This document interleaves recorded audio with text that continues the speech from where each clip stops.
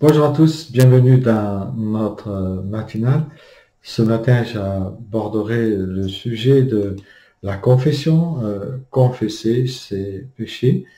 Donc, un sujet qui nous concerne tous et qui est quelque chose de très intéressant parce qu'il nous amène justement à mieux nous approcher de Dieu.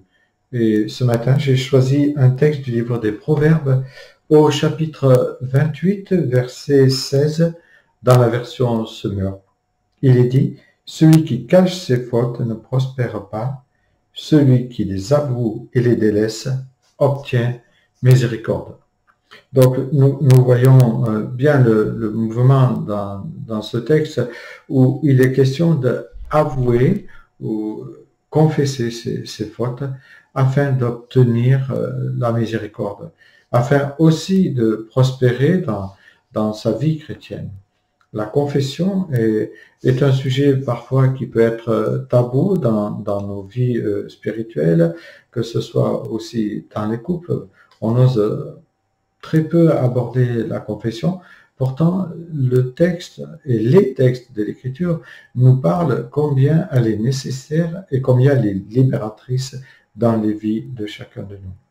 Il n'est pas facile de confesser et nous le voyons déjà dans le livre de la Genèse, quand il est question d'Adam et Ève qui ont péché, quand Adam se cache et que Dieu l'appelle, en fait, on voit que lui-même n'ose pas venir à Dieu pour confesser ce qu'il a fait, et même il se trouve des alibis, puisqu'il dit que c'est la femme que Dieu a faite qui lui a mené à pécher. Et on voit combien, pour l'être humain, il est difficile de confesser.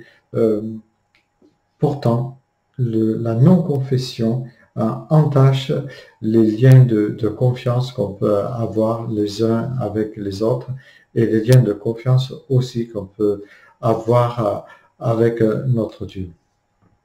La confession est abordée plusieurs reprises dans l'Écriture, mais ici, ce que j'aime bien ce mouvement, c'est, je le répète, il est question d'avouer pour délaisser. On ne peut pas délaisser sans avouer ses péchés. Le but est d'obtenir la miséricorde. Le but aussi est que Dieu puisse nous purifier.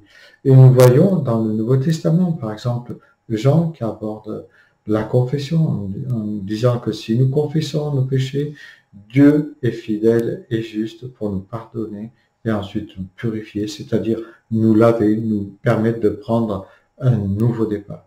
Mais il y a cette condition, si nous confessons, de même que le livre des Proverbes nous le dit aussi. Par contre, il arrive parfois que dans la vie, pour confesser, nous ayons besoin d'un partenaire ou d'une partenaire, c'est une femme, pour que ce partenaire atteste devant Dieu que nous avons bien remis ce péché ou cette faute à Dieu afin qu'on n'y revienne plus jamais. La confession fait partie de notre marche spirituelle. La confession, elle nous aide à obtenir la miséricorde, mais pas seulement la miséricorde, puisque Jean parle du pardon et il parle aussi de nous purifier, c'est-à-dire nous laver. Combien, parfois, il est difficile dans les familles d'avoir de bonnes relations parce qu'il n'y a pas eu de confession entre parents et enfants, entre proches parents, mais aussi dans la famille de Dieu. Le fait de ne pas arriver à confesser ses fautes, ça peut être un fardeau pour les personnes, mais aussi pour la communauté qui n'ose pas avouer. Avouer ses fautes, c'est ce que Dieu attend de chacun de nous, afin que nous puissions rentrer dans une relation saine avec lui, une relation saine avec les autres.